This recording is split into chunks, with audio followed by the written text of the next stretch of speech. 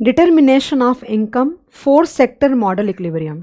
Okay, तो 2 sector economy finish, 3 sector economy finish. Okay, अब ये लास्ट टॉपिक है 4 सेक्टर इकोनॉमी। बेसिकली मुश्किल नहीं है ये, जैसे गवर्नमेंट वाला तो it was really easy, this is not that like easy, but then it is interesting also. लेकिन आगे बढ़ने के पहले एक बात क्या बोल रही थी कि जो मैंने तुमको फॉर्मूलाज वगैरह लिख के दिखाए ना सारे, वो all the 4 like equilibrium income with a lump sum tax and with lump sum plus tax plus transfer payment and then lump sum tax यानी constant tax plus dependent on income. Okay, उसके हिसाब से तो 4 situations वे dealt with, right. हम लोगों ने 4 situation handle किया गाइस। उसके जो पूरे नोट्स मैंने तुमको जो डिराइव करके दिखाया ना, वो पूरा तुम्हारे नोट्स के अंदर में यहाँ पे है। तो ऐसा मत सोचना कि तुम्हारी जो बुक तुमको मिलेगी ना उसके अंदर में या शीट जो भी मिलेगी वॉट एवर इट इज़, तो वो नोट्स मैंने टाइप किए हैं अपने हिसाब से। मैं चाहती हूँ तुम लिखो सारा, बिकॉज लिखोगे तो बहुत अच्छी प्रैक्टिस होगी और तुम्हारा हाथ बहुत तुम्हारे कंट्रोल में आ जाएगा। Now let's start with 4 sector economy. तो till now it was y is equal to c plus I plus G. Now it will be y is equal to c plus I plus g plus x minus m. What is x? X is exports and m stands for imports, यानी net exports। काफ़ी detail करूँगी, पहले सुनो काफ़ी सारा, उसके बाद notes मैंने वैसे भी टाइप करे हुए हैं और फॉर्मूलाज वगैरह लिख के बताऊंगी तुमको, डायग्राम्स ड्रॉ करेंगे, सम्स करेंगे एंड चैप्टर खत्म। सुनो भी ध्यान से। ओके, तो बेसिकली जो डायग्राम फ्लो का था, तुमको ध्यान है, ये सर्कुलर फ्लो ऑफ इनकम का जो गवर्नमेंट के साथ में we had drawn the diagram. Okay, उसमें सिर्फ एक एडिशनल ऐड हो जाएगा, वो है rest of the world. You can see a tick mark here, rest of the world add हो जाएगा और 3 फ्लोज इसमें ऐड होंगे। Number 1 export. देखो तुम एरो नीचे जा रहा है, क्यों नीचे जा रहा है एरो? बिकॉज प्रोडक्ट मार्केट से बाहर के लोग अगर खरीदेंगे तो पैसे हमें आएंगे। ओके, अब इंपोर्ट्स का जो एरो देखो ऊपर जा रहा है, यानी हमारे जो लोग हैं अगर वहां से खरीदेंगे तो पैसे बाहर जा रहे हैं, right. And net capital inflow from the factor market actually. तो नेट वर्ड क्यों आ रहा है? Because they will take factor services from our country and we will take factor services from their country. Okay, so वो जो net inflow है वो हमारे country के अंदर में ऐड होगा, एग्रीगेट डिमांड एग्रीगेट एक्सपेंडिचर के अंदर में वो ऐड होगा तुम्हारा, समझा? तो ये 3 फ्लोज मैं ड्रॉ नहीं कर रही because rest of the whole diagram, ये जो पूरा डायग्राम है गाइस, पूरा का पूरा बिल्कुल सेम है, ऐसा नहीं कुछ भी अलग है, सिर्फ ये rest of the world add हुआ है इसके अंदर में और एक्सपोर्ट इंपोर्ट और ये वाली तुम्हारी जो फ्लो है। मुझे लगता नहीं है पेपर के अंदर में तुमको ये ड्रॉ करने को बोलेंगे, मुझे नहीं लगता है, बट मुझे मैं फिर भी तुमको क्यों ड्रॉ कर रही हूँ? बिकॉज जब हम ड्रॉ करते हैं ना तो एक्चुअली हम कनेक्ट कर पाते हैं। शायद बहुत बार ये बात बोली और फिर से रिपीट भी कर रही हूँ, तो we should save some time because it is not required, you know how to draw the whole thing because we did once, only one rest of the world will be added, export import and net capital inflow would be added. लेकिन ना इसमें more important discussion point ये है कि what will be the impact of export, what will be the impact of import on aggregate demand and aggregate supply. Correct ना? सुनना ध्यान से। When we export goods and services to rest of the country, what happens? Your aggregate demand of goods and services will expand. Correct? So basically we say that export is an injection. Okay, क्यों? क्योंकि उससे तुम्हारी demand बढ़ती है, तुम्हारी जो circular flow of income है वो एक्सपैंड करती है। Import is a leakage. Okay, and they also say that, ये तो एक पॉइंट हुआ, ध्यान कर लो, दिमाग में याद करोगे ज़्यादा अच्छा रहेगा। Export is basically an injection and import is a leakage. Okay, लेकिन काफ़ी इंटरेस्टिंग 2-3 एनालिटिकल बातें तुमसे मैं करने वाली हूँ जो कीन्स ने बोली है, वो ये है कि exports depend on the foreign income, मतलब उनके देश में जो सिचुएशन है उसके ऊपर एक्सपोर्ट डिपेंड करता है।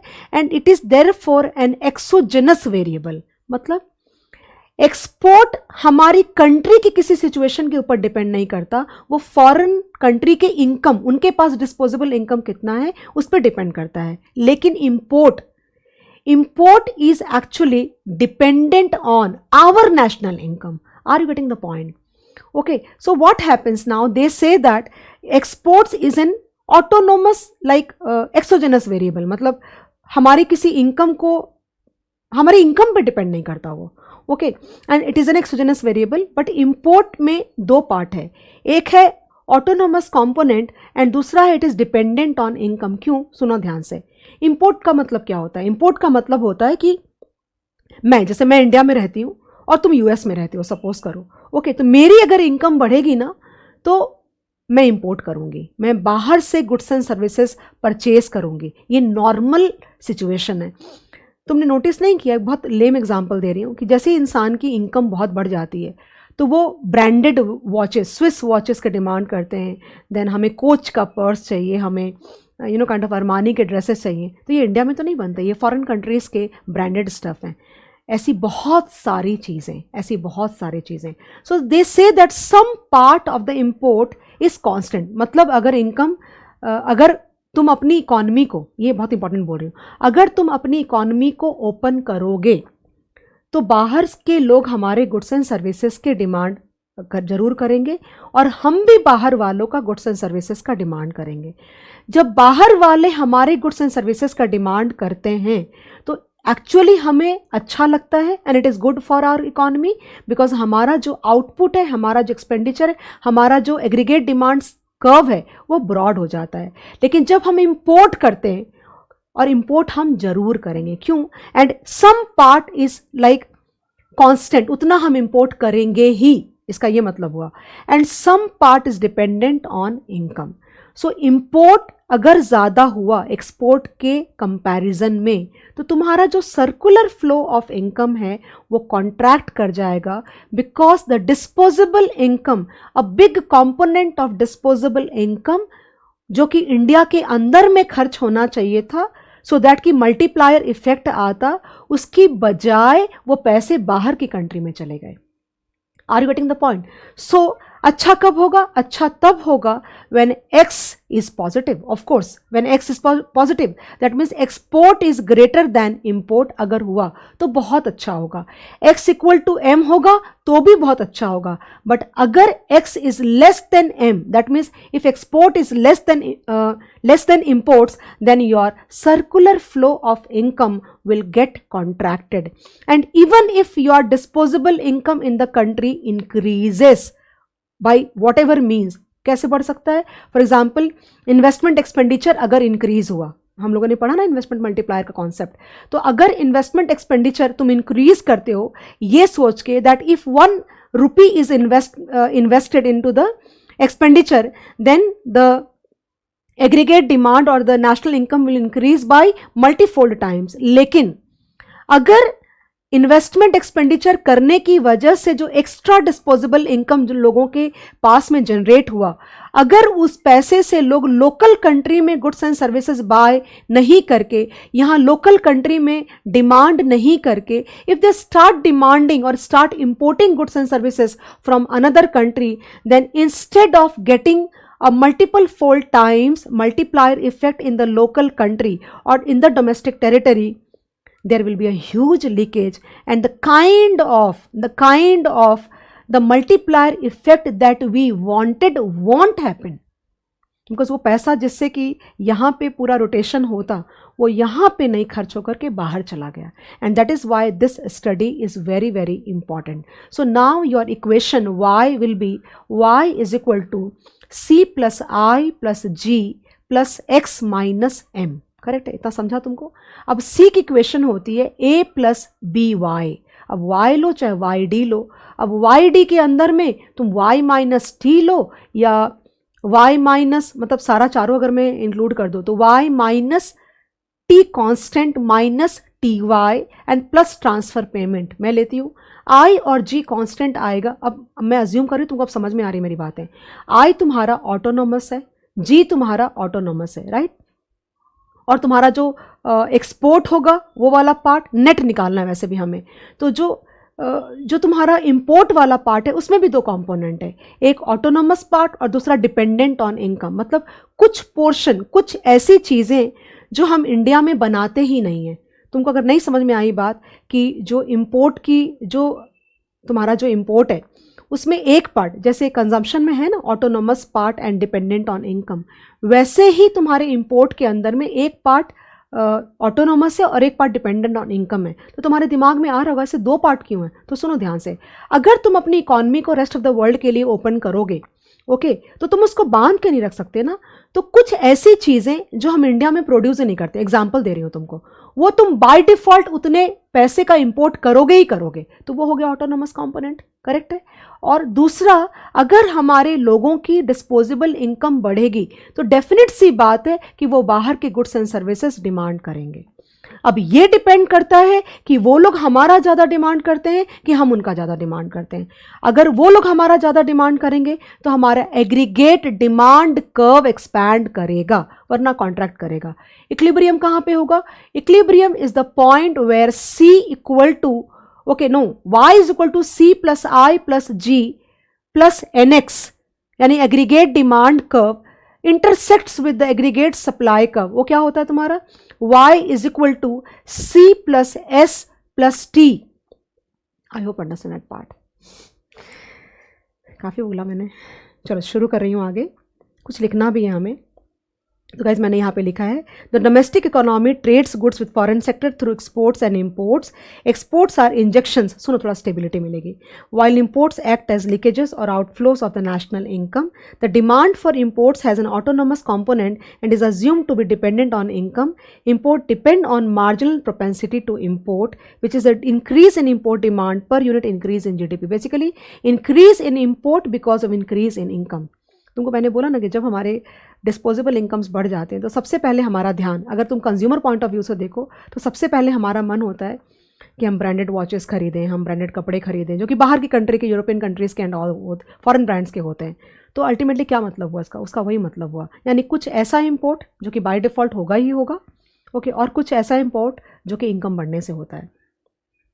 Since import has an autonomous component and is assumed to depend on income and marginal propensity to import, the import function is expressed as m equal to m dash plus my. समझ गया ना ये? where m, ये जो m है ना, ये वाला, ये nothing है, this is marginal propensity to import. Okay, मतलब अगर तुम्हारी इनकम 1 रुपये से बढ़ेगी तो तुम इम्पोर्ट कितने परसेंटेज से बढ़ेगा, उसका वो मतलब हुआ।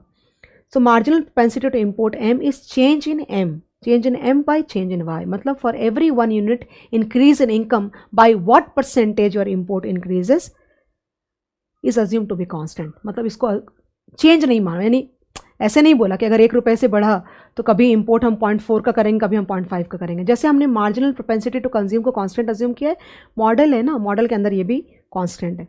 तो guys I don't know whether I should be writing this और नॉट, तुमको समझ में आ रहा होगा। C प्लस I प्लस ये समझा होगा तुमको आराम से। उसके बाद ये भी समझेगा A plus B Y minus T, this Y D, I plus G plus X minus, तो जैसे ये वाले है ना मार्जिनल इक्वेशन पूरी C की लिखी है ना, वैसे ही X is standing for export and minus constant amount of import minus M into Y. ये तो नॉर्मल है, ऐसा तुमको समझ रहा होगा ये पूरा। इसको सॉल्व किया है पूरे को और ये इक्वेशन हमको मिल गई पूरी की पूरी। तो ये जो पार्ट है ना, इसको बोलते हैं foreign trade multiplier, 1 minus B plus M. सुनना ध्यान से, अगर मैं एक्सप्लेन करूँ तुमको ज़्यादा अच्छा लगेगा। 1 minus B is propensity to consume. B जितना ज़्यादा बड़ा होगा, बी जितना ज़्यादा बड़ा होगा तुम्हारा मल्टीप्लायर उतना बड़ा होगा। लेकिन एम देखो यहाँ पे ऐड हो रहा है। What is M? M stands for marginal propensity to import. तो एम जितना ज़्यादा बड़ा होगा मल्टीप्लायर इफेक्ट उतना कम होगा, because instead of spending that disposable income in the local territory of the country we will start sending that money to some other country. तो जो हम मल्टीप्लायर इफेक्ट इंडिया के अंदर चाहते थे वो नहीं हो पाएगा। So larger the B, larger the multiplier, larger the M, lower the multiplier. So they can ask you basically in the multiple choice questions, ये इंटरप्रेट करने को वो लोग बोल सकते हैं, तुम अपना सेंस भी लगा सकते हो उसके अंदर में। ओके फिर गाइस कुछ भी नहीं किया है, ये पार्ट क्या है ये तुमको समझा देती हूँ मैं। अब उन्होंने क्या बोला कि अगर सपोज करो कि हम इकोनॉमी के अंदर में, हम इकोनॉमी के अंदर में एक्सपोर्ट को एक्सपोर्ट किससे डिनोट करते हैं? एक्स से। एक कैलकुलेशन है बेसिकली, ऐसा समझ सकते हो। यहाँ तक तुमको कोई दिक्कत नहीं होगी। Equilibrium income of the economy is represented by this equation which has got 4 sectors. अगर तुम एक ऐसी इकॉनमी का equilibrium level of income calculate करना चाहते हो जहाँ पे चारों सेक्टर है, house hold, business firm, government and foreign economy, open economy का, तो ये इक्वेशन से हम निकाल सकते हैं। इसमें 2-3 बातें अज्यूम करी हुई, तुमने नोटिस नहीं किया। हमने टी को यहाँ पे लमसम अज्यूम किया है।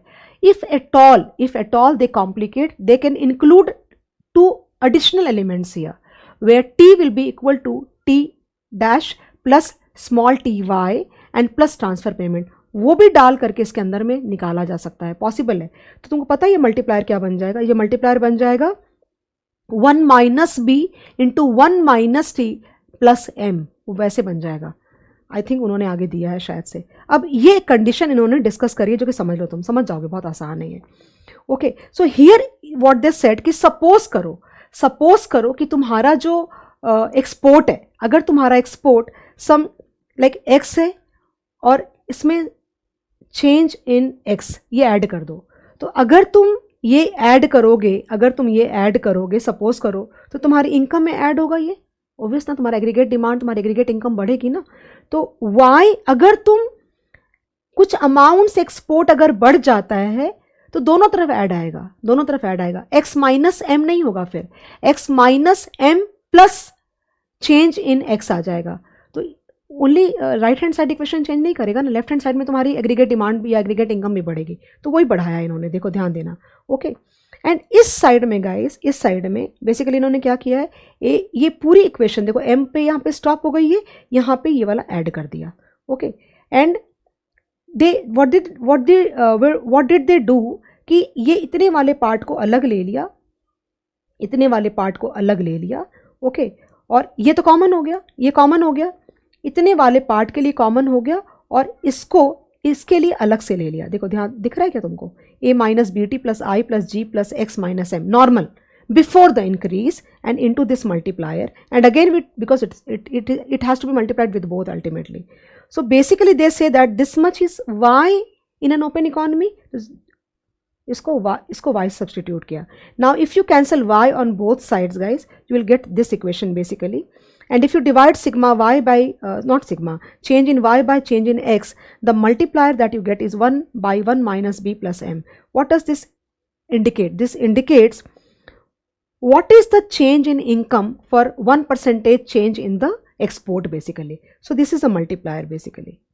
मैंने तुम देखो लिखा हुआ यहाँ पे, the term 1 by 1 minus b plus m is called foreign trade multiplier whose value is determined by marginal propensity to consume and marginal propensity to import.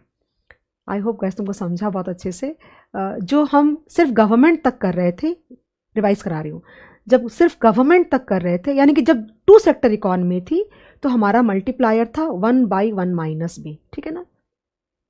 जब हमने गवर्नमेंट को इंक्लूड किया और साथ में वेरिएबल टैक्स भी इंक्लूड किया, तो टैक्स मल्टीप्लायर आया 1 बाई, बोलो मेरे साथ में, 1 by 1 minus B into 1 the whole into 1 minus T, वो आया, वो हो गया टैक्स मल्टीप्लायर।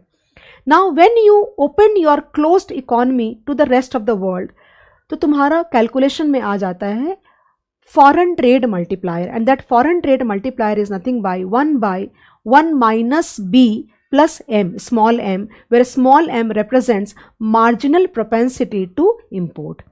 अगर इसी इक्वेशन के अंदर में, लेकिन इस इक्वेशन में यहाँ तक we have assumed that tax is lump sum, we have ignored the variable component of the tax and we have also ignored the transfer payments. अगर वो भी तुम इंक्लूड कर लोगे तो मेरे हिसाब से गाइज ये इक्वेशन तुम्हारी तुम ऑटोमेटिकली एडजस्ट कर सकते हो, और तुम्हारा जो मल्टीप्लायर है वो हो जाएगा 1 by 1 minus b into 1 minus t plus m. Okay, so this is all about like the discussion part which we need. अभी quickly अगर तुम बोलोगे तो मैं एक डायग्राम बना के तुमको दिखा देती हूँ, but ultimately I think the portion in terms of discussion is like I've tried to cover every possible thing, not a single thing is pending. So how do you reach equilibrium level of income? In order to reach equilibrium level of income, देखो जाके तुम्हारे module में और यहाँ पे diagram में भी दिया हुआ है, that the aggregate demand curve will now be C plus I plus G plus NX. NX is nothing but net exports, X minus M should be equal to the what, जहां पे intersect करेगा aggregate supply curve को, what is that aggregate supply curve, C plus S plus T, that is the equilibrium level of income in an open economy.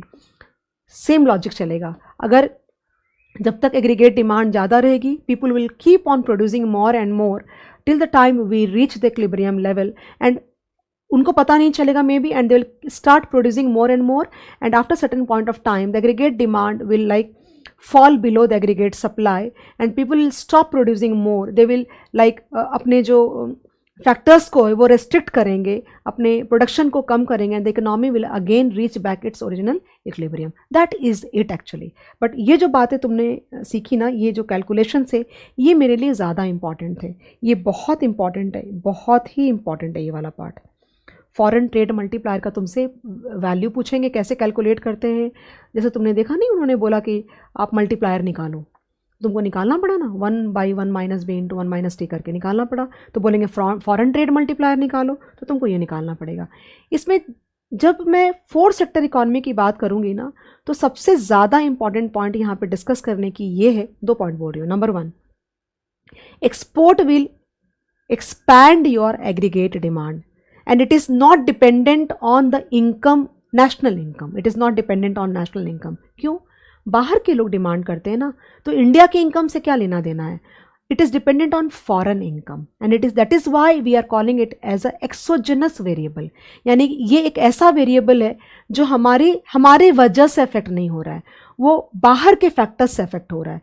लेकिन import will definitely affect your aggregate demand curve naturally, obviously, because import is a leakage and import has got 2 component, one autonomous, मतलब by default अगर आप अपनी economy को खोलोगे, open करोगे, तो उतना import होगा ही होगा। Rest the second part of the import is dependent on the income of the people. तो क्या होता है ना, लोग जैसे ही अपनी इकोनॉमी को foreign rest of the world के साथ में कनेक्ट करते हैं, ग्लोबलाइज करते हैं, ओपन करते हैं, the multiplier effect because of any expenditure, for example if the way we were studying ना investment multiplier effect, तो तुम शायद सोचोगे ओके 1 रुपये खर्च करते हैं अपन, तो 4 times multiplier effect आएगा from all the directions, but if you open up your economy with the rest of the world, possibly the multiplier will be lesser, because as and when the income of the people will increase, it is not necessary that they will demand in the local domestic territory only. With the increase in disposable income, they will start importing more, they will demand the foreign products more, and that is why the kind of multiplier effect that you wanted with respect to the domestic territory will not happen. I think this we are sorted with the chapter completely. Okay, एक diagram फटाक से मैं तुमको बना के दिखा देती हूँ, and then we are completely done guys with this topic only. Okay, and फटाफट हम लोग मल्टीपल चॉइस क्वेश्चंस करते हैं और थोड़े बहुत सम्स हैं एप्लीकेशन ओरिएंटेड, वो ख़त्म करती हूँ और तुम्हारा चैप्टर ख़त्म हो जाएगा। मन करे तो मॉड्यूल देख लेना, वरना तुम्हारे इसमें मैंने सब कुछ दिया हुआ है। एक डायग्राम बना रही हूँ, अगर लाइक ड्रॉ करने से अच्छा होता है हमेशा, मैं एक ही बात हमेशा बोलती हूँ।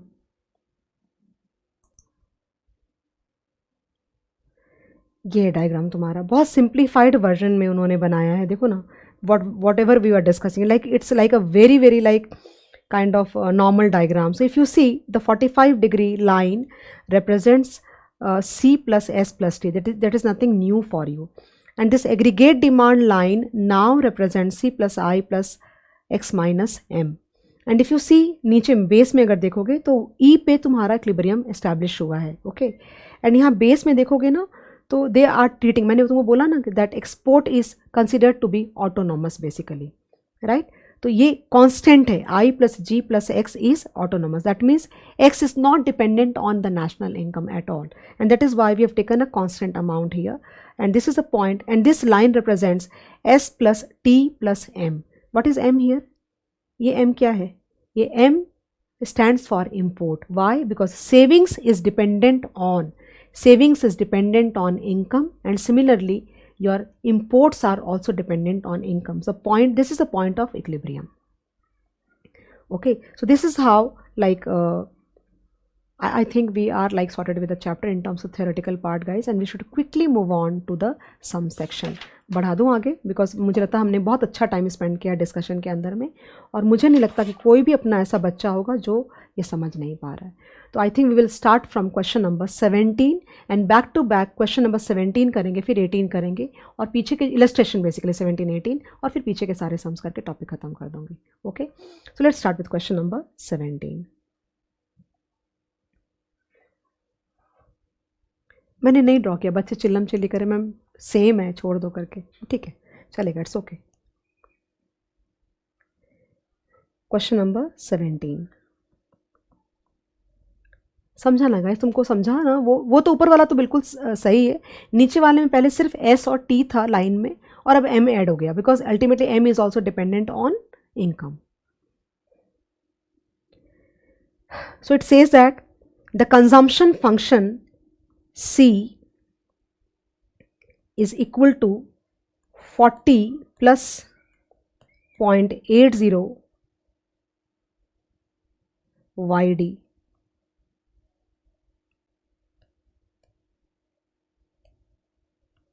Disposable income. Okay, where T is equal to 0.1. 0.1 Y basically. T will be equal to 0.10 Y, and I is equal to 60 CR, and G is equal to 40 CR. okay, and X is equal to 58. ये autonomous है, तीन तो इसमें autonomous हो गए तुम्हारे, not dependent on income. I mean to say this one and this one. Rest what? Then they have given M is equal to 0.05 Y. Correct, no? Find out equilibrium level of income net export if export were to increase by 6.25. Okay, start करते हैं. So now guys, can I write here C is equal to 40 plus 0.80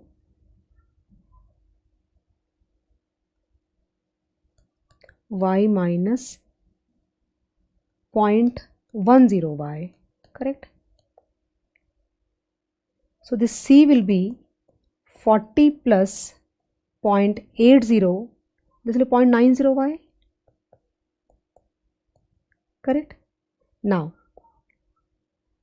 again here, so this will be guys again Y is equal to C plus I plus G plus X minus M, that you should be comfortable with. Okay, so Y will be equal to 40 plus 0.80 Y कर सकती हूँ ना, 0.8 into 0.9 will give me 0.72 Y. Why to like keep it like that?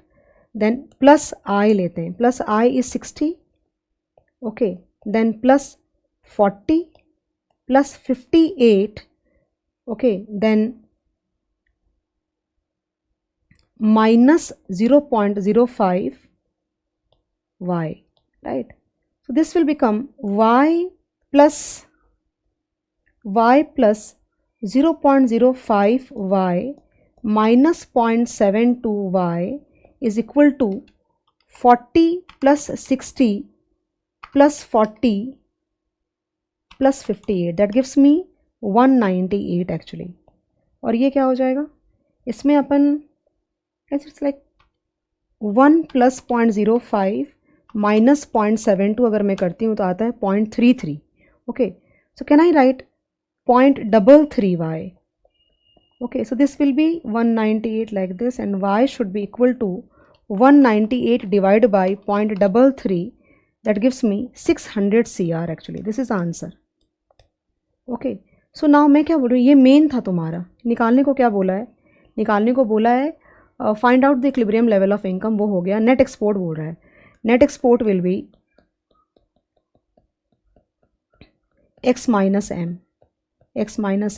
So your x is 58, okay, and m is 0.05 into 600 CR, right?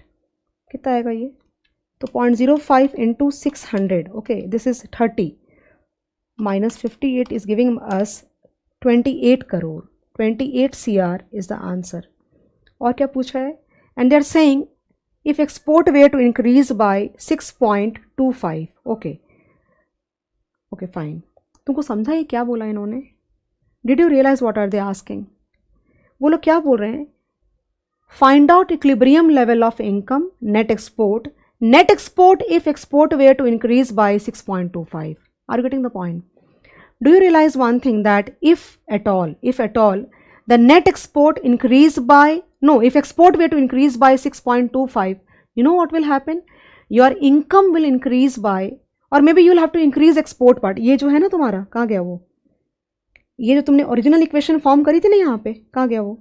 यहाँ पे ये वाला, ये जो इक्वेशन फॉर्म करी थी ना, यहाँ पे तुमको 58 की जगह पे 58 प्लस 6.25 करना पड़ेगा. मतलब वो लोग क्या बोल रहे हैं कि अगर तुम समझो कि तुम्हारा जो एक्सपोर्ट है वो 58 नहीं होकर के 64.25 अगर होता है, तो बताओ तुम्हारा इनकम क्या होगा, तुम्हारा नेट एक्सपोर्ट क्या होगा, ये पूछ रहे हैं वो लोग तुमको. तो बेसिकली कहने का ये मतलब होता है कि ये जो लाइन है ना, ये तो एज इट इज़ रह जाएगी. सिर्फ 58 के अंदर में पता है तुमको क्या हो जाएगा, वो हो जाएगा 64.25. तो वो चेंज करके तुमको आगे बढ़ना पड़ेगा. करके दिखाते हैं तुमको, रुक जाओ. So if export x is equal to how much, 58 plus कितने से बढ़ा 6.25 which is equal to 64.25 CR अगर हो जाता है, तो इनकम कितनी, इक्विलिब्रियम लेवल ऑफ इनकम कितनी हो जाएगी, ये पूछ रहे हैं वो लोग. So again y will be equal to, equation same set कर देती हूँ ना यहाँ पे, 40 यहाँ से ले लेती हूँ ना, 40 प्लस 0.72y. समझ रहा है क्या? why is the screen moving like this? 0.72y, okay, plus 60 plus 40 plus 64.25 and minus 0.05y. Did you get the point now? Now it will be y minus 0.72y and plus 0.05y is equal to 40 plus 60 plus 40 plus 64.25, and I get 204.25 CR basically, okay. And this will be 1 minus 0.72 plus 0.05, which gives me 0.33. Okay, so 0.33y is equal to 204.25 CR. So y will be equal to 204.25 divided by 0.33 will give me 618.94 CR. ये तुम्हारा equilibrium level of income हो गया. अब इन्होंने ये भी बोला कि अगर तुम्हारा एक्सपोर्ट, सुनो ध्यान से, अगर तुम्हारा एक्सपोर्ट बढ़ जाता है काइंड ऑफ कितने से, 6.25 से, तो इक्विलिब्रियम लेवल ऑफ इनकम क्या होगा, 618.94 CR होगा. नेट एक्सपोर्ट क्या होगा वो देखते हैं. देखो, net export will be equal to, export कितना है 50, no, the net export will be 64.25, okay, minus 0.05, पुराना वाला नहीं लोगे ना, नया वाला लोगे, right, into 618.94, okay. So 0.05 into 618.94 is my import value minus 64.25. ये आ जाता है पता है तुम्हें 33.303 CR. And we are done guys with this question. एक और क्वेश्चन सिमिलर सी कैटेगरी में है, क्वेश्चन नंबर अपन कर रहे हैं 18 नंबर. ये तुम्हारा पूरा सोल्यूशन चेक कर लो, मैच करो जा करके. मुझे नहीं पता, this is how the solution should be actually. Question number 18. So if I do question number 18, all the illustrations will be done from my side and your side also for that matter, because we are doing together only. Question number 18, guys.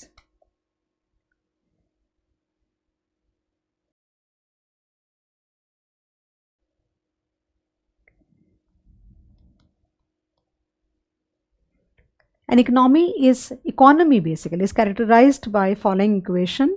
Consumption दिया हुआ है, we should write that, should be equal to 60 plus 0.9 YD. अब तो मुझे लगता है control आ गया होगा बच्चों को, मुझे नहीं पता बाबा। I is equal to 10, then G autonomous 10, दोनों 10 है ना, टैक्स है ही नहीं, 0, T equal to 0, X is equal to 20, okay, and M is equal to 10 plus 0.05 Y।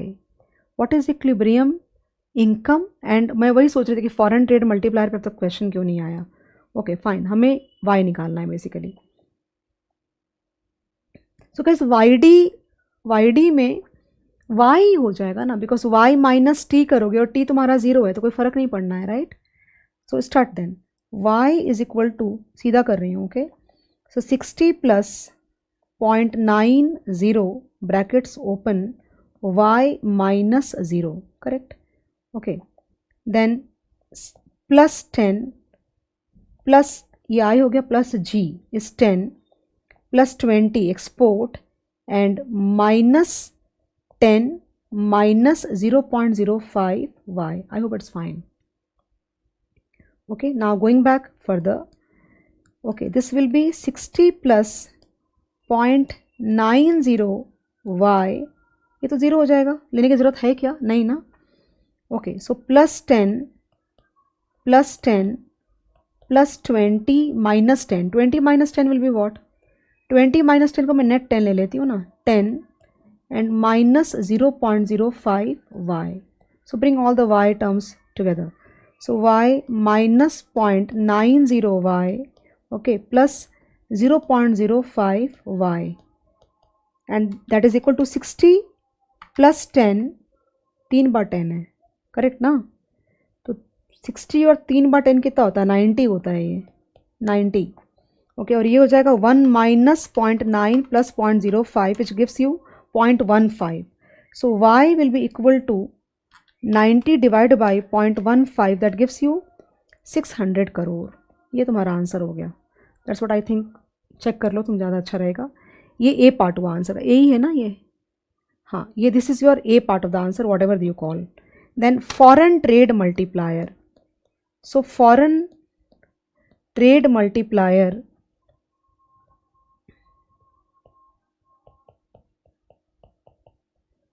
okay is equal to 1 by 1 minus B plus M, correct no. So guys equation जो हम लोगों ने लिखी, देखो यहाँ पे दिया हुआ ना इक्वेशन, ये तुम्हारा B है, ये तुम्हारा B है और ये तुम्हारा स्मॉल m है, तो 0.9 and 0.05. So 1 by 1 minus 0.9 okay and plus 0.05. I hope you are fine. I don't know what kind of writing is coming. So 1 minus 0.9 plus 0.05 gives me 1.15. पता था पहले ही, देखो ना, ये यही वाली जो चीज़ है जो राइट हैंड साइड में डिवाइड होकर के 1 से इन्वर्स होकर आ जाती है, बट दिखाना तो पड़ेगा तुम्हें. तो 1 divide by 0.15 will give you 6.67. And we are done with this question also. मुझे ऐसा लगता तो है कि तुम्हें अब कंट्रोल आ गया होगा इतने सारे सम्स करने के बाद ना. तो गाइज आगे बढ़ते हैं और मल्टीपल चॉइस क्वेश्चंस में अपन then we would not need this, you don't need to write, you have a sheet, you have to just use your pencil and try to discuss all the questions along with me, some application questions, and we have sorted them. शुरू करते हैं.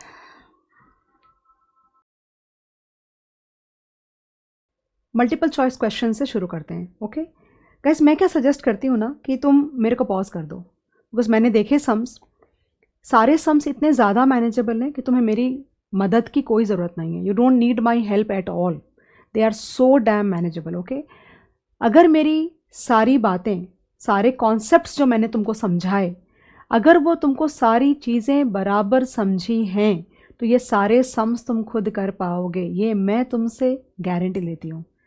Try तो करो. चलो, लेकिन मैं शुरू करती हूँ. In the Keynesian model, equilibrium aggregate output is determined by aggregate demand, consumption function. aggregate output का मतलब होता है x axis. aggregate supply बोलो, aggregate output बोलो, aggregate income बोलो, जो बोलना है बोलो. किस चीज़ से डिटरमाइन होता है? कंजम्पशन से. नेशनल डिमांड फॉर लेबर, कोई पॉइंट नहीं है. द प्राइस लेवल, नहीं, बिल्कुल नहीं. Aggregate demand. Okay, Keynes believed that an economy may attain equilibrium level of output only at the full employment level of output. ऐसा उसने नहीं बोला, ऐसा क्लासिकल इकोनॉमिस्ट बोल रहे थे. Below the full employment level of output, ये सही लग रहा है.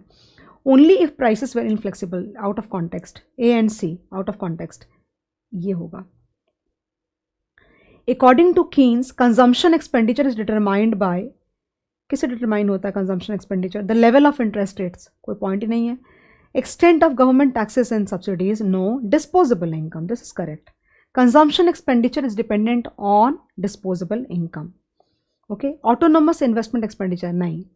The marginal propensity to consume can be defined as a change in spending due to change in income. This is correct actually. Let us see the rest one जो choices है तुम्हारे. A change in income that is saved after consumption, no. A part of income that is spent on consumption, no. Part of income that is not saved. ये होना चाहिए ideally. A change in spending due to change in income होगा. If the consumption function is expressed as C equal to A plus BY, then B represents what? Marginal propensity to consume. Autonomous consumer expenditure when income is zero, नहीं, वो तो A से होता है. Marginal propensity to consume, this is the correct answer, guys. If the consumption function, question number 6 पढ़ रही हूँ मैं. If the consumption function is expressed as C equal to A plus BY, then A represents, of course, autonomous consumer expenditure. कुछ और answer हो ही नहीं सकता इसका. If the consumption function is C equal to 20 plus 0.5 YD, then an increase in disposable income by 100 rupees, okay, अगर तुम्हारी income 100 रुपये से बढ़ी, okay, will result in an increase in consumer expenditure bye, कितने से बढ़ेगा बताओ? अगर 100 रुपये से तुम्हारी डिस्पोजेबल इनकम बढ़ती है तो तुम्हारी, और अगर तुम्हारा मार्जिनल प्रोपेंसिटी टू कंज्यूम 0.5 है, तो 50 रुपीज़ से तुम्हारा कंजम्पशन एक्सपेंडिचर बढ़ना चाहिए. बिकॉज 20 ऑटोनॉमस है, इसको इनकम से कोई लेना देना नहीं है. आई होप तुमको ये बात समझ में आ रही है, राइट? तो अगर तुम्हारी इनकम 100 रुपये से बढ़ेगी और अगर MPC 0.5 है, then your consumption should increase by ₹50. If autonomous consumption equals ₹2000 and marginal propensity to consume equals 0.8, okay, if disposable income equals 10,000, then total consumption will be. तो ये इक्वेशन तुमको सॉल्व करना पड़ेगा. A plus BYD अगर बोलना चाहो तो. So disposable income is 10,000 into 0.8 and plus 2,000. पूरी इक्वेशन को सॉल्व किया, ये आंसर होगा तुम्हारा. A plus B into YD, तो YD तुम्हारा दे रखा है 10,000. 10,000 इंटू 0.8 प्लस 2,000 करोगे, आंसर आ जाएगा. In the Keynesian cross diagram, the point at which the aggregate demand function crosses the 45-degree line indicates level of full employment income. ये ज़रूरी नहीं है केन्स में. less than full employment level of income, मतलब दोनों बातें एक साथ आनी चाहिए. वो देखो C वाले पॉइंट में आएगा. equilibrium level of income which may or may not be full employment level of income. ये सही है. I think this is the correct answer. In a closed economy, aggregate demand is the sum of, ध्यान देना, in a closed economy, aggregate demand is the sum of C plus I plus G, because export import तो आएगा नहीं उसके अंदर में. तो ये आएगा consumer expenditure demand for exports, ये तो आएगा ही नहीं. Consumer expenditure, planned investment, spending and government spending. This is the correct answer. Okay, 11. Under equation C equal to A plus BY, B equal to 0.8, what is the value of two sector expenditure multiplier? Guys, तुम्हारा तुमको ध्यान होना चाहिए कि multiplier जो होता है वो होता है, क्या लिखा है, और कुछ भी बोला है इन्होंने? नहीं, कुछ नहीं बोला. तो मल्टीप्लायर क्या होगा? अगर दो सेक्टर ही है तुम्हारे, ओके, तो कैसे होता है multiplier? K will be equal to 1/1 minus B, correct है? तो ये हो जाएगा 1/0.2 हो जाएगा ना, बिकॉज ये 0.8 है. तो 1 डिवाइड बाई 0.2 करोगे तो आंसर आएगा 5 है, क्या है? This is the multiplier if you have only 2 sectors, right? और कुछ दिया हुआ नहीं इसके अंदर में, तो ऑब्वियसली बात है 5 will be your answer. Okay guys, ये वाला सम्स करते हैं, ये वाले सम्स अच्छे हैं. So you could see that कि अगर तुम थोड़ा भी कंट्रोल के साथ अगर तुम करोगे ना solve, don't be in a hurry, kind of just think again and again and then try to solve, होएगा तुमसे सारा। I mean I don't see any reason कि तुमसे क्यों नहीं सम सॉल्व होंगे, लेकिन हाँ सम सॉल्व करोगे तो क्लैरिटी और ज़्यादा बढ़ेगी, कम नहीं होगी, और ज़्यादा बढ़ेगी। इसलिए नर्वस नहीं होना है, आंसर देखने का मन करे तो देखो आंसर, क्लैरिटी आनी चाहिए, वो ज़्यादा इंपॉर्टेंट है। अब यहाँ पे कुछ क्वेश्चन दिए हुए हैं, ये फटाफट अपन लोग सॉल्व करते हैं। But guys I think I will have to like take my one note, और क्वेश्चंस तुम या तो अपने मॉड्यूल से देखो या फिर सामने जो आपको बुक दी गई है आप उसमें देखो, बिकॉज मुझे यहाँ पे वन नोट की स्क्रीन लगेगी।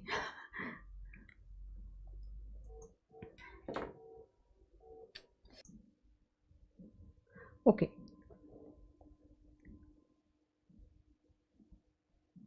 सिर्फ just giving heading, nothing else.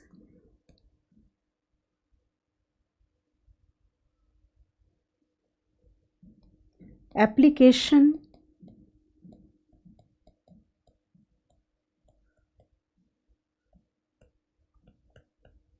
Oriented sums, they are really nice sums guys, बहुत अच्छे सम्स हैं। ये सम्स करने के बाद मुझे आई एम श्योर कि तुम्हारी जो कॉन्सेप्चुअल अंडरस्टैंडिंग है सब्जेक्ट की वो और बेटर हो जाएगी पहले से। सो स्टार्ट कर रही हूँ question number 1। Okay okay, so in a two sector economy the business sector produces 7,000 units at an average price of ₹5। तो can I write here quantity is 7,000 units, participate करो please. Okay, and price per unit is given as ₹5. The question is A,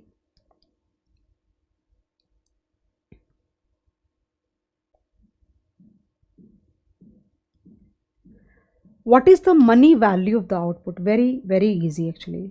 Money value of output would be naturally be equal to 7,000 into ₹5. That should give you ₹35,000 worth of output has been produced. काफ़ी सारी reasoning दे रखी है module में, मैं नहीं लिख रही उतनी रीजनिंग, बट अगर तुम्हें रेफर करना हो तो तुम कर सकते हो।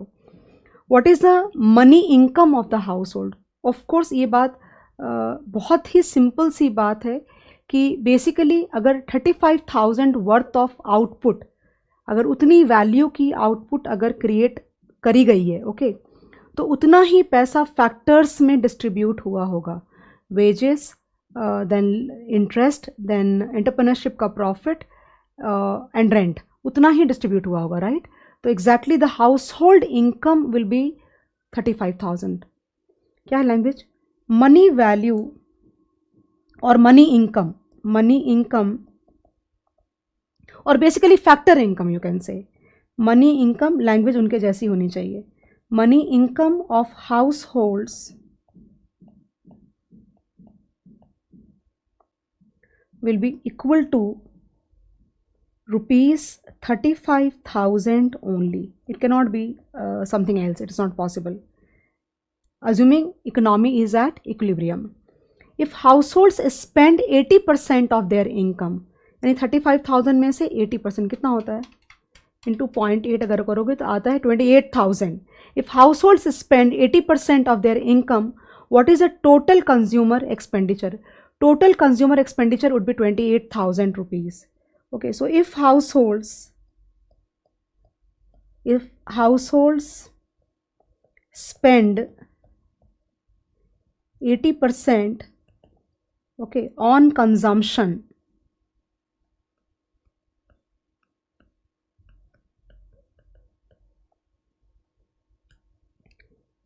expenditure will be equal to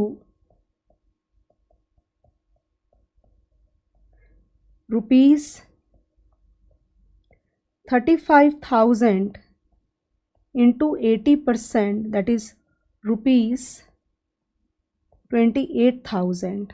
Okay, then they're asking D, what are the total money revenue received by business. अगर आपको इनकम हुई है 35,000 की और हाउस होल्ड उसमें से 80% खर्च कर रहा है, तो ओबियस सी बात है कि इनकी जो रेवेन्यू, देखो आउटपुट की वैल्यू और रेवेन्यू की वैल्यू ये दो अलग अलग बातें हो गई।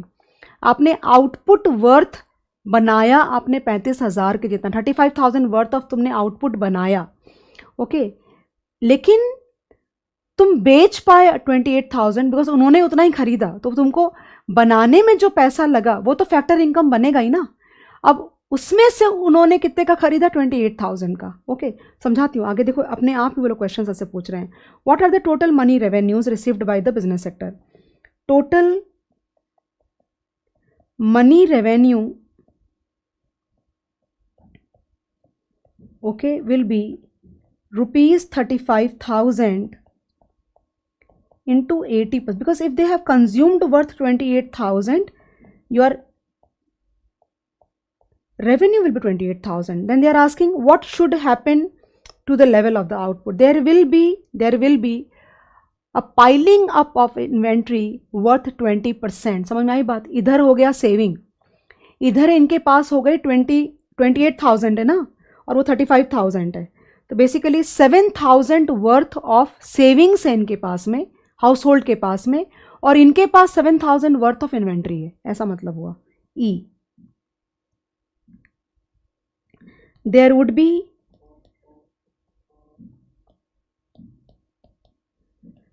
B unsold, that is also part of investment, okay, there would be unsold inventory worth ₹7,000। खत्म। उन्होंने बहुत सारी रीजनिंग दे रखी है, शायद तुमको उतनी रीजनिंग नहीं देनी पेपर के अंदर में, हमें सिर्फ आंसर्स मांग रहे हैं ना वो लोग। उन्होंने रीजनिंग दी है so that because they want to explain you, I mean, but we do not need to explain so much, they should be more bothered about the answers that we are giving to them. Okay, next question guys, question number 2. I hope that is not difficult at all, but yeah, discussion होने से बहुत अच्छा होता है। question number 2.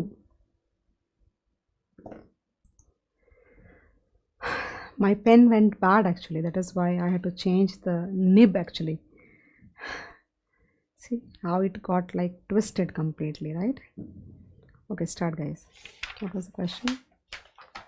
Yeah. Assume that an economy's consumption function is specified by equation C equal to 500 plus 0.80y. What I assume is that, चलो लिखती हूँ यहाँ पे, लिखा बिना मज़ा नहीं आता है पढ़ाने का। C will be, see now the handwriting is completely straight, not 100% but still 500 plus 0.80y. Okay, so 500 is the autonomous consumption expenditure, and the propensity to consume, marginal propensity to consume is 0.8, that is dependent on income. Let us see what are they asking. A, what will be the consumption when disposable income Y is 4,000, 5,000 and 6,000. एक ये question है, फिर पूरा पढ़ते हैं। Find savings when disposable income is 4,000, 5,000 and 6,000। Okay, अगर हमें income पता है और हमें कंजम्पशन पता है, दोनों का डिफरेंस लोगे तो सेविंग्स निकल जाएगी।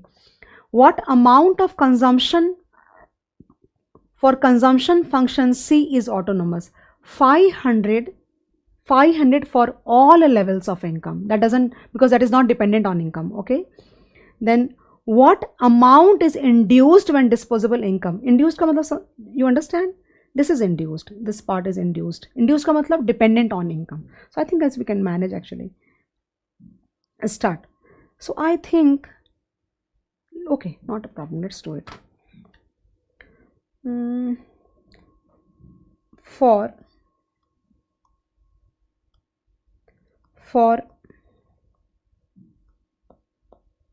Y is equal to rupees 4,000, right? Consumption will be equal to 500 plus 0.80 into 4,000, correct? No, actually हम एक साथ में पूरा आंसर कर सकते हैं चारों for different levels of income, but हम कर नहीं सकते वैसे because order हमें maintain करना पड़ेगा। 4,000 plus 500 will give me 3700 rupees 3700. That means guys अगर इनकम आपकी 4000 है और आपका कंजम्पशन 3700 है तो सेविंग्स आपकी 300 है, but we can't write like that. For quickly for y equal to rupees 5000. Okay, so we can directly write here C will be equal to 500 plus 0.80 into 5000 will give you, these questions are lengthy but they are manageable, plus 500 will give me 4500. Okay, so this time saving is 500 rupees. For y is equal to rupees 6000. Okay, this C will be equal to 500 plus 0.80, 6000 into 6000 will be 0.8 into 6000 plus 500 will be equal to rupees 5300 actually. Okay, and we are done guys here. So B part is savings. Fine. Can I do something of this sort? When y is equal to rupees 4000, savings will be equal to 4000 minus 3700 which is equal to 3000. लिखो ना, कोई दिक्कत नहीं है. So when y is equal to rupees 5000, then your savings will be equal to 5000 minus 4500 is equal to 500. Correct na? And when y is equal to 6000, देखो धीरे धीरे करके ना अपन लैक्स होते चले जाते हैं. 6000 माइनस 5300. करेक्ट, तो ये हो जाएगा 700. जो भी होगी कैलकुलेशन एरर भले हो सकती है, कॉन्सेप्ट का एरर से नहीं हो सकता. बार बार रिपीट किया इस बात को. कैलकुलेशन में भले 500 की जगह गलती से कुछ लिख दो, that's a different case all together. Conceptual errors will not be there. If your concepts are good you will never commit conceptual errors. See, but then वो भी नहीं होना चाहिए. What amount of consumption for consumption function C is autonomous for all levels of income, autonomous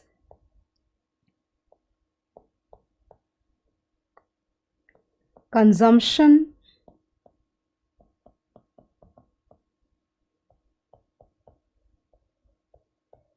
expenditure would be equal to rupees 500 because it is not dependent on income. D, what amount is induced when disposable income? Okay, so computation of induced income, so that will be, I tell you something, 0.80 y. Correct. So for y is equal to 4000,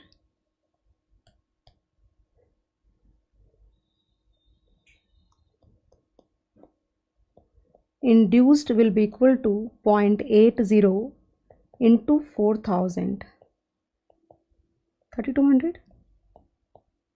Correct. For y is equal to 5000, okay, induced will be equal to, shortcut भी कर सकते थे, कोई problem नहीं है, लेकिन ये सब तुमको ज़िंदगी में दोबारा करना ही मत, तुम ज़रूरत नहीं पड़ेगी करने की.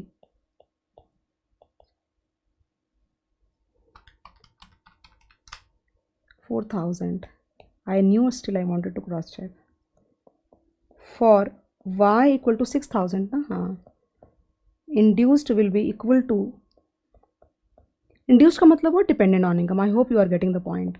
0.80 into 6000 will give you 4800, and we are done guys. I don't see any reason that why you should not be able to understand. I'm not even asking you. मैं तुमसे पूछूंगी भी नहीं कि तुमको समझा क्या नहीं समझा. समझना ही चाहिए, नहीं समझने का कोई सवाल नहीं है यहाँ पे. ठीक है. On that note, I think there are total 7 questions. We are done with 2. 5 more are pending. Question number 3. पढ़ो, बहुत मेहनत करो ज़िंदगी में, क्योंकि मेहनत का कोई सब्स्टिट्यूट नहीं होता लाइफ के अंदर, तुम्हारे कोई भी सब्स्टिट्यूट नहीं है। There is no shortcut to success. अगर हम कभी मेहनत करते भी हैं और हमें रिजल्ट्स नहीं मिलते हैं, तो तुम ये मत सोचना कि हम उसको ना भगवान का नाम देते हैं। We everything we you would be hearing from your parents ना, कि भगवान ऐसे भगवान वैसे, जो भी you know kind of, because हमें दिमाग में ना एक रीजनिंग चाहिए कि अच्छा, होप के लिए एक रीजनिंग चाहिए। Okay, somebody is there, it is easy to connect actually that way, you know kind of. हम अच्छा, there is somebody called Bhagwan और God like that, like, but what I think it is like nature। तुम उसको जो भी नाम देना चाहो दे सकते हो, भगवान का नाम दे सकते हो, नेचर का नाम दे सकते हो, जो देना चाह सकते हो। एक ही चीज़ है, जो एनर्जीज तुम देते हो, यू नो, सामने नेचर में जो तुम एनर्जीज देते हो, nature will give it back to you. तो if you have worked hard, तो वो तुम्हारा वेस्ट नहीं जाएगा, वो तुम्हारे आज नहीं तो कल, और कल नहीं तो परसों, it will definitely come back to you. ये हमेशा याद रखना। So maybe the results, maybe you are not getting the results immediately, you might get very frustrated at times. Maybe मैं यूजुअली ऐसी बातें नहीं करती हूँ क्लास में, मेरा ध्यान पूरा क्वेश्चन ख़त्म करने में लगा होता है, बट बच्चे बोलते हैं आप ज़्यादा बातें किया करो, दैट वे। स्टार्ट करें क्वेश्चन नंबर 3 गाइज। तो कभी भी, you know, don't become sad, don't become upset, things will work in your favour, but you have to just believe in yourself and believe in nature. If you want to say, you can say believe in God।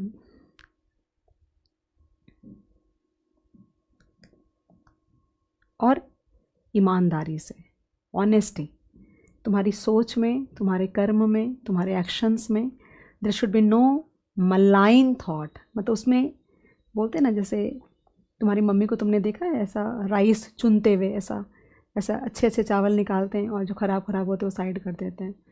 तो वो उसमें ख़राब नहीं होना चाहिए thought में, कुछ भी, सब पॉजिटिव होना चाहिए, यू नो, एंड सच्चे मन से ऐसा। तो जो तुम चाहते हो ज़िंदगी में वो तुम्हें मिलेगा हमेशा। याद करना तुम मुझे कभी। Find the value of the multiplier when MPC is 0.2, 0.5 and 0.8। Okay, so the value of the multiplier is 1/1 minus b, where b stands for MPC। Fine। So value of multiplier, थोड़ा फास्ट जा रही हूँ because मुझे लगता है कि तुम वैसे भी मुझे भगाने ही वाले हो फास्ट स्पीड करके, अगर मैं स्लो पढ़ाऊँगी तो। So if b is equal to 0.2, इसको बोले k बोले मल्टीप्लायर को, आई थिंक थोड़ा इजी हो जाएगा, इतना लिखना नहीं पड़ेगा हमें, k, correct. Okay, so k will be equal to 1/1 minus 0.2, so 1 divided by 0.8 will be 1.25. if b is 0.5, so your k will be equal to 1/1 minus 0.5 2, and if b is equal to 0.80, where k will be equal to 1/1 minus 0.8 5, and we are done with question number 3. Then 4 guys, question number 4, for the linear consumption function is c 700 plus 0.80y, ठीक है ना, ये हमें पता है। I is ₹1200 and net exports is 100, find equilibrium output, मतलब हमें y निकालना है, right. So y will be equal to c plus i plus g plus x minus m, where x minus m is what? Net export. So y will be equal to 700 plus 0.80y, okay, और I दिया हुआ है 1200, जी है ही नहीं दिया हुआ सम के अंदर में, नहीं है ना जी, कहाँ आई दिया हुआ है और नेट एक्सपोर्ट दिया हुआ है, जी तो है ही नहीं सम के अंदर में, तो इग्नोर मार देंगे अपन। and net export is how much? 100. So y minus 0.80y will be equal to कितना हो जाएगा बताओ? 700 plus 1200 and plus 100 will give you 2000, correct? So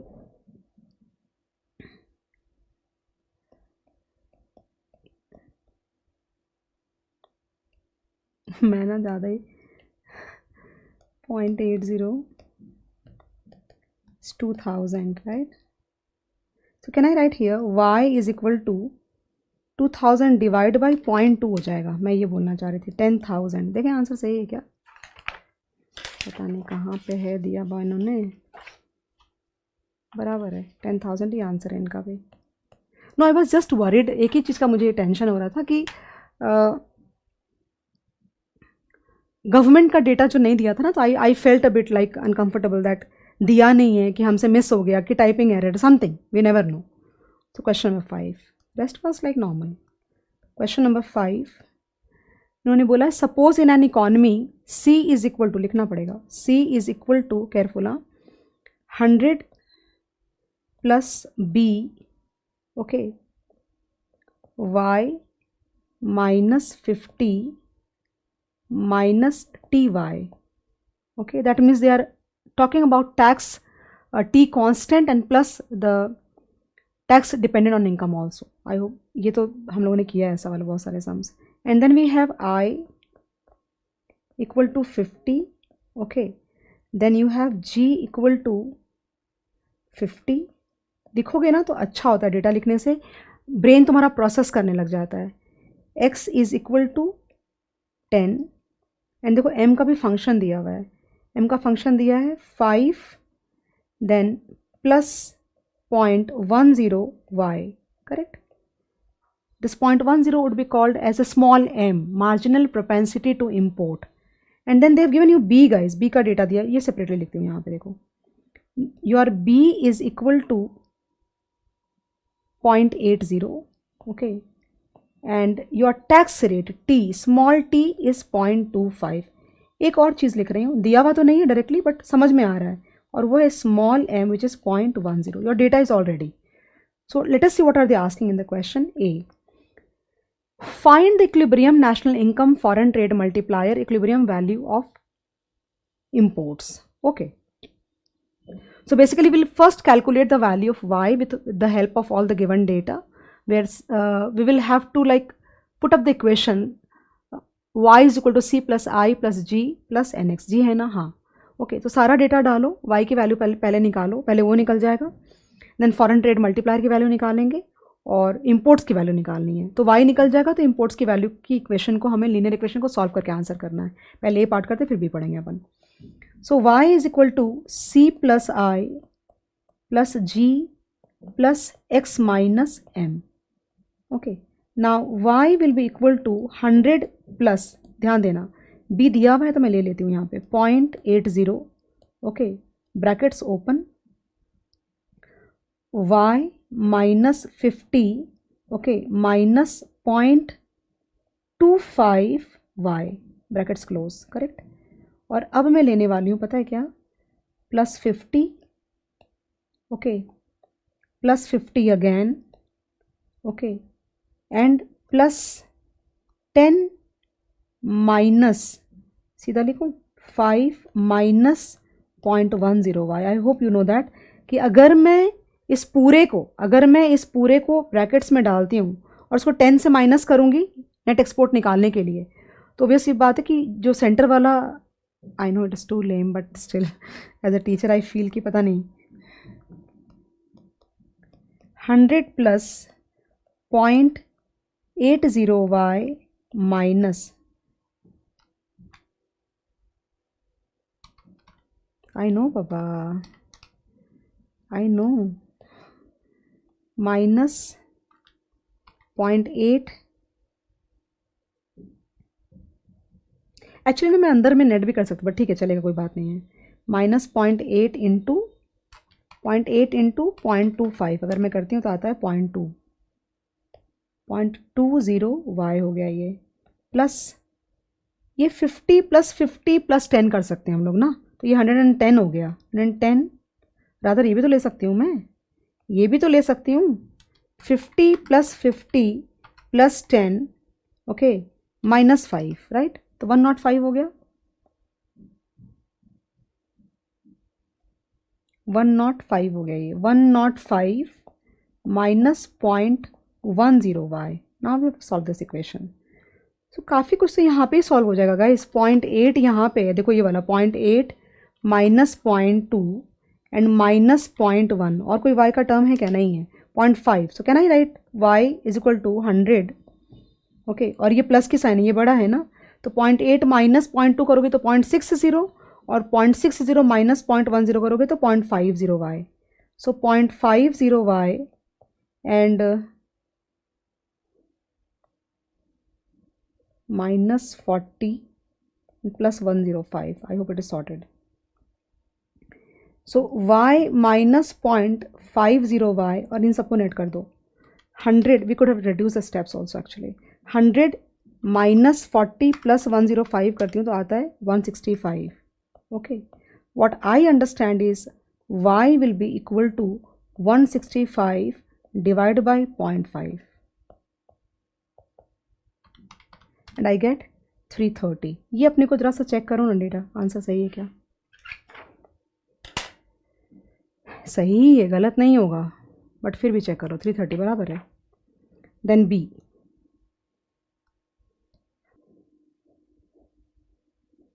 foreign trade,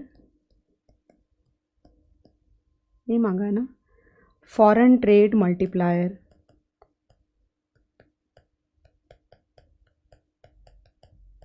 okay, so this will be equal to 1 by 1 minus b 1 minus t okay plus m।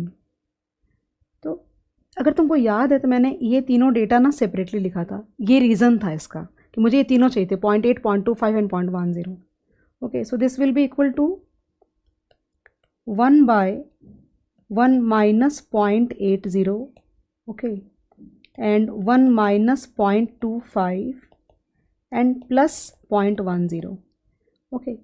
एक ना तुमको मैं छोटी सी trick बता रही हूँ, ट्रिक भी नहीं है, मतलब बेसिकली इसमें गलती तुमसे हो सकती है, काफ़ी अच्छी गलती हो सकती है, बताती हूँ क्या। यूजुअली तुम क्या करोगे, हो सकता है, मैं जस्ट एक एग्जाम्पल बोल रही हूँ, पॉसिबिलिटी है ऐसे कहने की, ऐसा नहीं कि मैं कह रही तुम करोगे ही।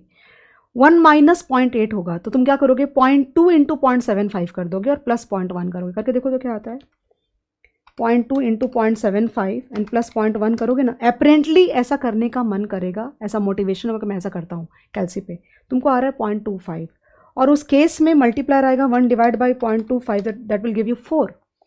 बट इसको ऐसे नहीं सॉल्व करना है, ये basically you know how does it represent, basically it is like this, this is like this okay. तुम्हें ऐसे सॉल्व करना है, तो 0.75 इंटू 0.8 करना है, तो क्या आया 0.6, सो 1 minus 0.6 is 0.4 and plus 0.1 will give you 0.5। अगर 1 बाई 0.5 करोगे तो मल्टीप्लाई 2 का आएगा, 4 का नहीं आएगा, तो केयरफुल रहना, पॉसिबल है, पॉसिबल है, वो गलती होनी बहुत ज़्यादा पॉसिबल है। तो ये मल्टीप्लायर और क्या मांगा इन्होंने, foreign trade multiplier and equilibrium value of imports okay, nothing, वो जो इक्वेशन लीनियर दे रखी है उसको सॉल्व करना है तुम्हें। See m is equal to, what was the equation guys, 5 plus 0.10y, so 5 plus 0.10y, so 5 plus 0.10 into 330 अगर करोगे तो कितना आएगा पता नहीं, 33 एंड 5 38 आना चाहिए, 330 into 0.1 plus 5 it will be 38 and we are sorted here. Now second part, मतलब हमने नंबरिंग में थोड़ी गड़बड़ करी, इट्स ओके। सेकेंड पार्ट में पूछा है, if equilibrium national income falls short of full employment income by 50, how much government should increase its expenditure to attain full employment. सुनना ध्यान से, अभी मैं क्या बोलना चाह रही हूँ तुमको, ये लोग ये पूछ रहे हैं कि अगर तुम्हें 50 से अपनी इनकम बढ़ानी है तो गवर्नमेंट को एक्सपेंडिचर कितना करना चाहिए। Concept is same like investment multiplier okay. तो तुम ये नहीं बोल सकते कि 50 से अगर इनकम बढ़ानी है तो 50 से आप इन्वेस्टमेंट बढ़ा दो, नो, मल्टीप्लायर चेक करना पड़ेगा। और मल्टीप्लायर देखो ये वाला है 2 is a multiplier in this question. Okay, so कैसे सम सॉल्व करोगे? If you remember at all, can I write like this? ऐसे लिख सकती हूँ क्या? लिख तो सकती हूँ, बट तुम्हें समझा कि नहीं समझा वो डिपेंड करता है। ओके, इनटू चेंज इन जी, क्या फ़र्क पड़ता है? तो बेसिकली अगर तुम्हें याद होगा इन्वेस्टमेंट मल्टीप्लायर का फॉर्मूला, तो वो था change in Y by change in, divide by change in I. Okay, increase in income for every increase in investment expenditure is equal to 1/1 minus B. याद आया? सेम है, कोई डिफरेंस नहीं है। तो तुमको ये 50 चाहिए। ओके, और ये तुम्हारा 2 है, तुम्हारा ऑलरेडी कैलकुलेट करा हुआ है, वापस क्यों करेंगे? G. So basically change in G will be 50 divide by 2 which is equal to 25। That means हम ये बोल रहे हैं सरकार को कि भाई आप 25 से अगर अपनी इन्वेस्टमेंट इंक्रीज करोगे तो इनकम जो कि फॉल शॉर्ट हो रही है 50 से, वो हो जाएगा। Because the multiplier is 2 for every 1 unit of incremental expenditure by government the national income will increase by 50। और कुछ पूछा है क्या इन्होंने सम में? नहीं, ये सम हो गया खत्म। क्वेश्चन नंबर 6 कर रहे हैं हम लोग। दिखा दो पूरा एक बार, देखो। This like very you enjoy basically, मज़ा आता है करने में ये सारे सम। बट हाँ, the only condition is that you should be able to understand exactly, you should all the equations and everything concept should be in control, तभी you will able to enjoy. Question number 6 कर रहे हैं हम लोग।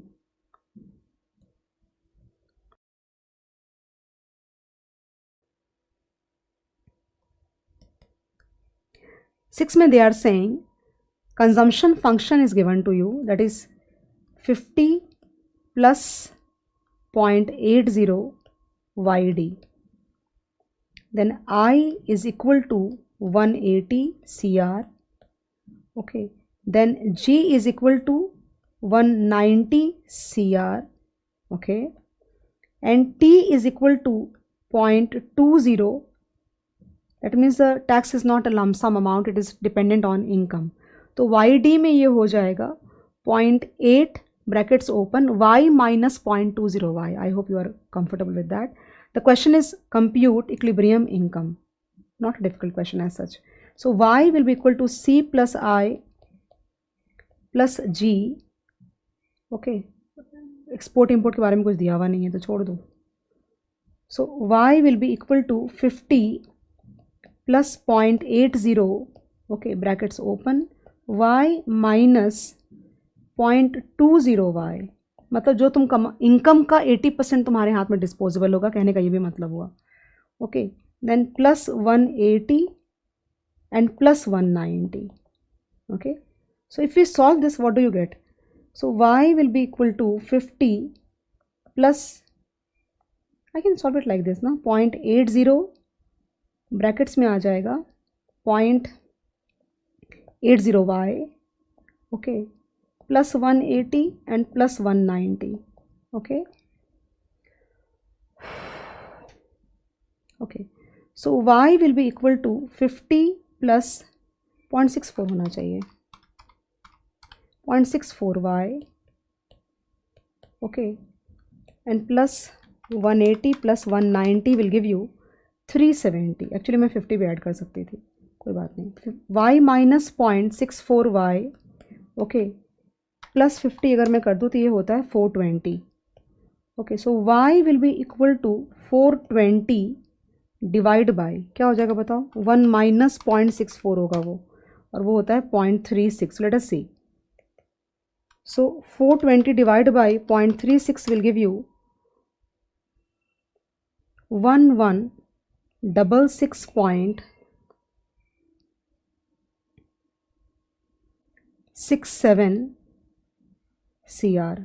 ये पूछा है ना? और कुछ पूछा है? और कोई डेटा है क्या सम में? मुझे नहीं लगता और कोई सम में डेटा दिया हुआ है, मुझे तो यही डेटा नज़र आ रहा है।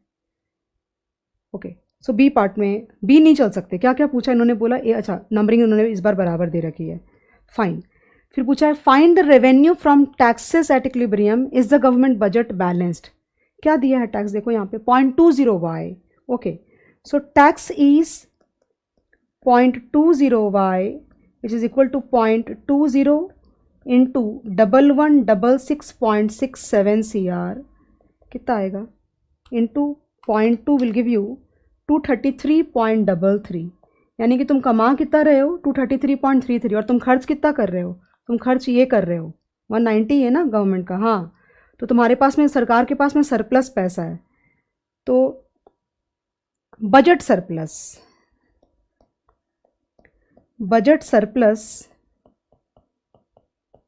will be 233.33 minus 190, correct ना, minus 190 is 43.33, it is not in balance. क्या लैंग्वेज पूछी इन्होंने, find the revenue from the tax at equilibrium, is the government budget balanced? No, it is not balanced.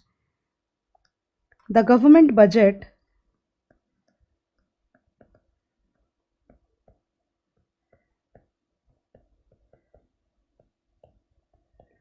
is not balanced. Okay, now see, find the equilibrium level of income when investment increases by 120 CR. Okay, so guys, we have to do nothing actually. What we will do ना, I जो दिया हुआ है ना 180, इसको इसमें 120 add कर दूंगी, और क्या, देखो करने के बहुत सारे तरीके हैं, so choose the easier path actually, और maybe what we can do, ये जो इक्वेशन फॉर्म हुई ना, अपन यहाँ से उठाते हैं इसको, अपन यहाँ से उठाते हैं बेसिकली, और मे बी उसके बाद भी उठा सकते हो तुम, क्योंकि उस वो इंडिपेंडेंट ऑटोनोमस है ना, कोई वाई से इम्पैक्टेड नहीं है बिल्कुल भी, तुम यहाँ से भी उठा सकते हो, y minus 0.64 y equal to 420 में तुम 120 और ऐड कर दो मेरे हिसाब से, देखें आंसर क्या आता है, 420 प्लस 120 डिवाइड बाय 0.36, सो मेरे हिसाब से आंसर आ रहा है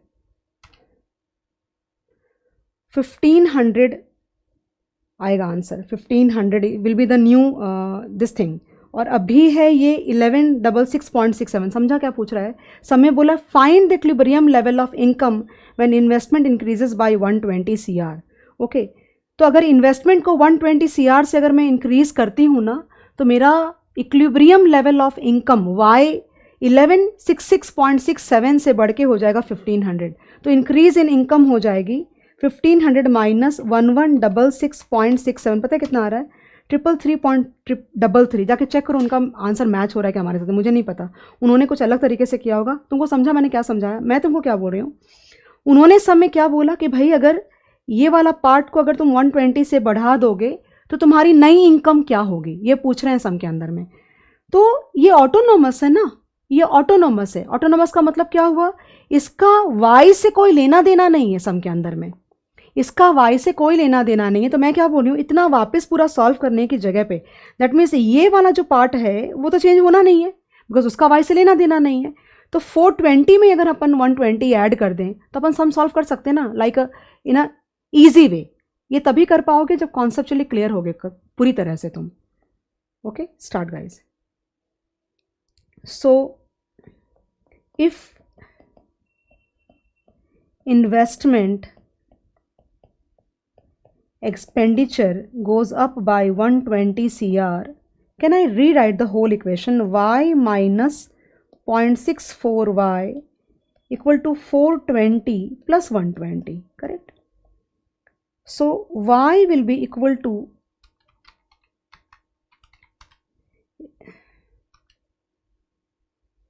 420 था ना, हाँ, 420 plus 120 will give me 540.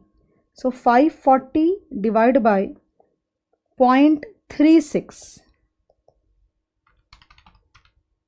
1500 करोड़ रुपीस, 1500 करोड़ हो गया ये. Okay, so change in y is equal to 1500 करोड़ माइनस 11 क्या था वो 1166.67 CR, and we got an answer of 333.33 CR, and we are done guys with the question. कहीं भी लगा दो कोई फ़र्क नहीं पड़ता है, मैं सिर्फ ये चाहती हूँ बिकॉज मैंने भी सम्स पहले कभी किए नहीं, I have not done, I just saw ऊपर से, आई थॉट कि like they are quite manageable, so I don't know the answers. अगर ये से फाइनल का शायद पोर्शन होता तो मुझे हर आंसर याद तो नहीं रहता, आंसर्स मैं याद नहीं करती, बिकॉज आई फील कि मैं स्पॉन्टेनियस टीचर हूँ काफ़ी ज़्यादा, तो अगर आंसर्स मैं याद कर लूँगी ना एफर्ट लेकर, अगर मैंने किया तो एफर्ट लेना पड़ेगा मुझे, मुझे पढ़ाने में फिर दिक्कत होगी बहुत, because it will become very boring for me if I know the answers, all the answers, if I know dot to dot. But या क्योंकि मैंने इतनी ज़्यादा बार, इतने सालों से मैंने CA फाइनल पढ़ाया है कि मुझे ये पता है कि मतलब फोटोजेनिक मेमोरी के हिसाब से, यानी देख के जैसे नहीं होता है कि कोई स्पेलिंग कभी हम भूल जाते हैं और हम उसको लिख के चेक करते हैं कि अरे यार देखने में कौन सा अच्छा लग रहा है, ये अच्छा लग रहा है कि ये अच्छा लग रहा है, ऐसा होता है ना. तो और you know kind of 99.99% of the times जो तुमको देखने में कंफर्टेबल लग रहा है वो सही आंसर होता है. ओके, सिमिलरली CA फाइनल में जब मैं पढ़ाती हूँ तो जो आंसर आता है तो मैं ये तो नहीं बता पाती, क्योंकि मैंने कभी एफर्ट लिया नहीं उसको याद करने का इतने बार पढ़ाने के बाद भी, कि आंसर यही होगा एग्जैक्टली 3 है कि 5 है कि 7, वो नहीं बोल सकती. बट मैं ये ज़रूर बता पाती हूँ कि आंसर ये नहीं है, कुछ और है. तो आई टेल द स्टूडेंट्स कि अगर मैं उनको बोलती हूँ just calculate the answer and if they give me the answer then I tell them this is not the correct answer, this is correct answer, this is the, then they say you did not calculate, how do you know?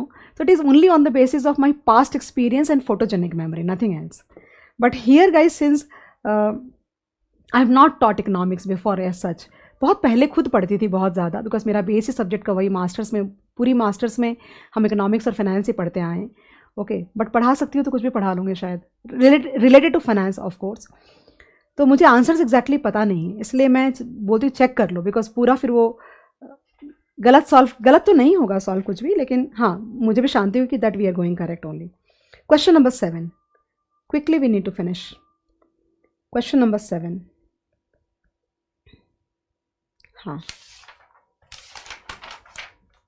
Given the following equations, क्या दिया है, C is equal to 50 plus 0.60 YD दिया हुआ है, right. Then I is equal to 160, then T equal to 30, okay, then G equal to 28 and X minus M is, okay, net export की equation दे रखी है, कोई बात नहीं है, 20 minus 0.05 Y is equilibrium level of income. What I can see, tax is lump sum. So Y will be equal to, can I write directly guys, 50 plus 0.60, okay, brackets open, and it will be Y minus 30 होना चाहिए हिसाब से. ये तुम्हारी consumption का हुआ. फिर I आएगा 160, G आएगा 28 और X माइनस M दे रखा है उन्होंने 20 माइनस 0.05 Y. ये इक्वेशन बनती है तुम्हारी. चेक करेंगे बाद में आंसर क्या आता है, पहले अपने पहले सॉल्व करेंगे. ओके, सो आई थिंक पहले अपन ना 50 प्लस 160 प्लस 28 और प्लस 20 को ऐड कर देना चाहिए, ये आता है 258. ओके, अब यहाँ से point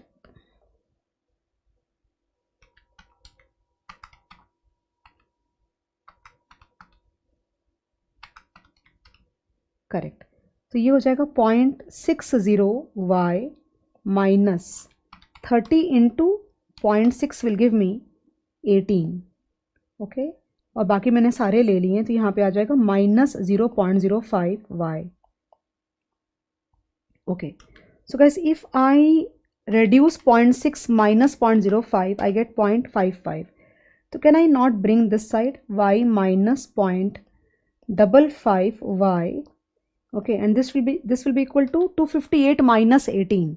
258 minus 18 will give you 240. Okay, so y will be equal to 240 divided by 1 minus 0.5 क्या होता है 0.45. 1 minus 0.55 will be 0.45. Divide by 0.45. So 240 divided by 0.45 equal to 533.33. Correct, ये आंसर आया मेरे को. तो मुझे नहीं पता सही है गलत है. सही है, गलत क्या आएगा इसके अंदर में. फिर they are saying find the net exports at equilibrium, मतलब उस इक्वेशन की तुमको सोल्यूशन निकालनी है.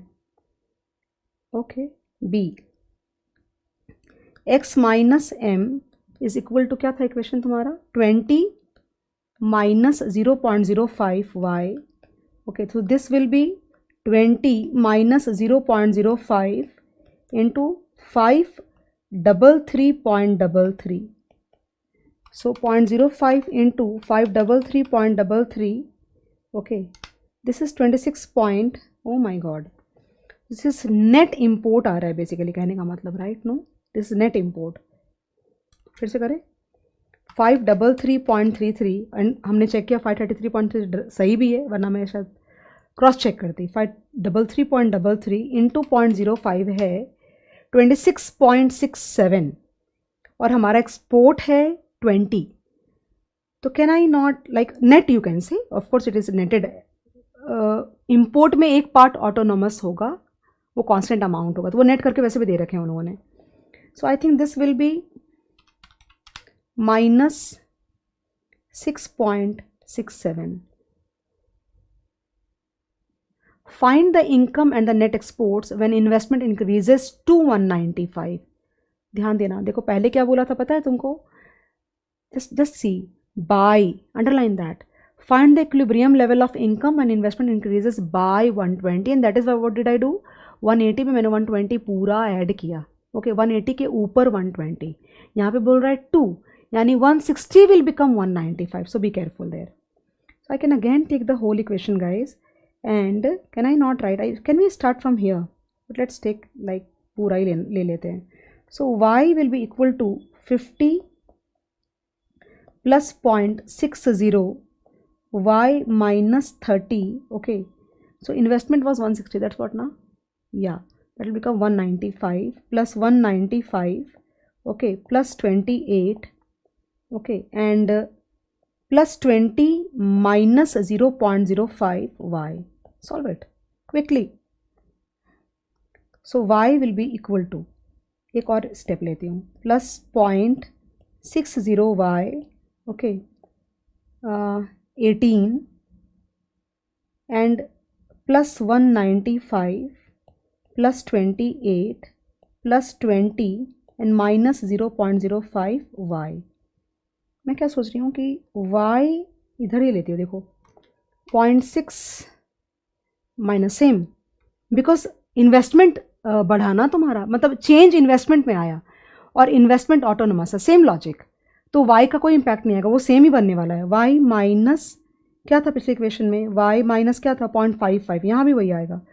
तो this will 0.55 y and equal to, net करो, 50 minus 18 plus 195 plus 28 plus 20, and we are sorted, 275.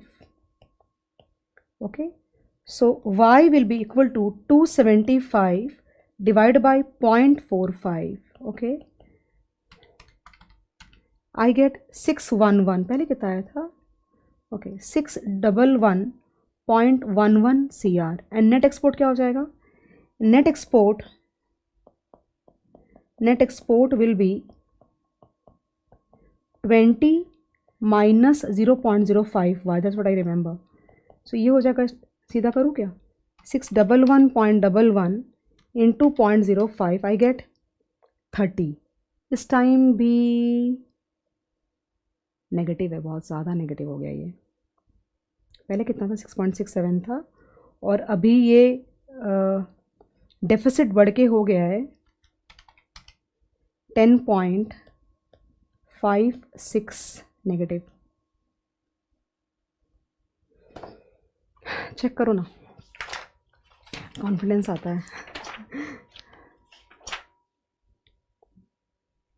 C minus 6.67,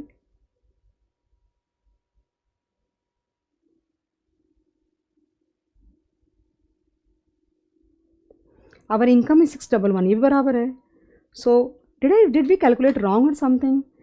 नहीं, गलत लॉजिकली भी ना. अगर उस समय पे जब तुम्हारा 533 था, ये तो चेंज ही नहीं हुआ ना, ये वाला पार्ट. ये पार्ट चेंज होता तब ना, जब 533 था तो नेगेटिव 6.67 था.